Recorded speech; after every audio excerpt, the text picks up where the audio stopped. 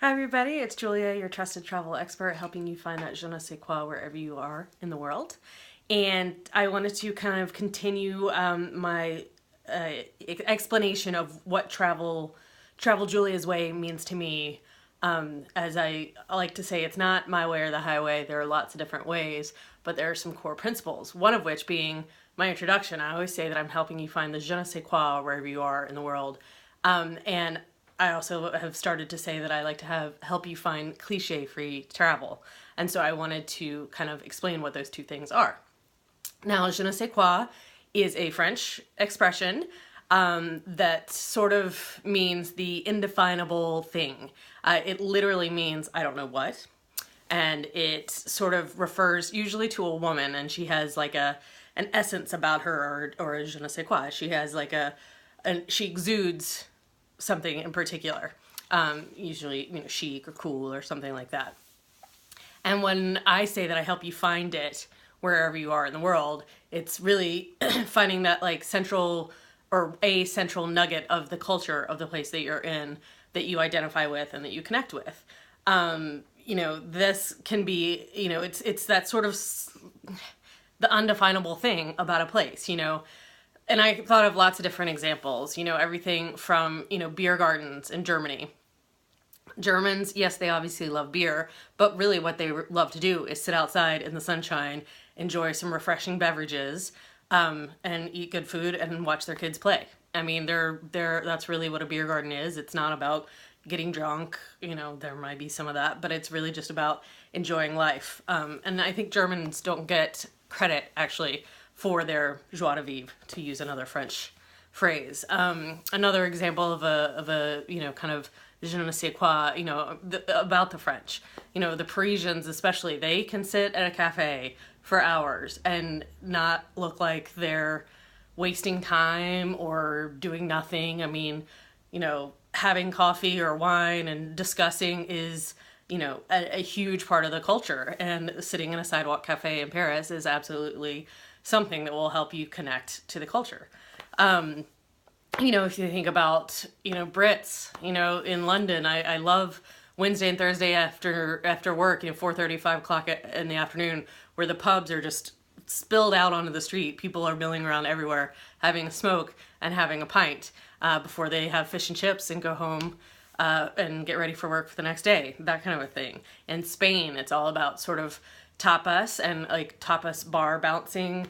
And I also think flamenco, the arts and culture, or the typical arts of a place can help define or be its je ne sais quoi.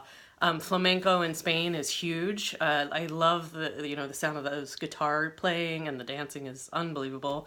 Ireland is another place, obviously, that we very much associate with like folk music and dancing and folk stories and stuff like that. So those are some examples of helping you find the je ne sais quoi of a place. Now, cliche-free travel is more on the same vein, but it's sort of also, it kind of tends to don't do exactly what everyone else does. I mean, obviously there are big famous places that you're gonna go and see. I mean, you're not gonna go to Rome and not see the Colosseum or the Vatican. You're just not. But please, mamma mia, if those are the only two things you do, like, that's just a travesty. It's just horrible. I mean, it just makes me cringe when I hear people get off a cruise ship and spend one day in Rome and do both of those things, cram them into one day, and that's all the Rome they see. I mean, that's just criminal.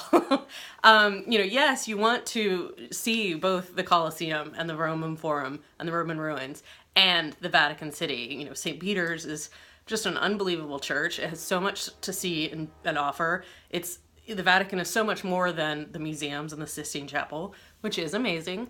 It's also usually extremely crowded. So, but the way that you can avoid kind of the cliche visit to Rome, there are lots of different things you can do. You can, yes, go on, the best way is, as I always say, is have a private guide, because the private guides know kind of when to go, where to take you, what to explain, what to focus on, how to time it out, all that good stuff.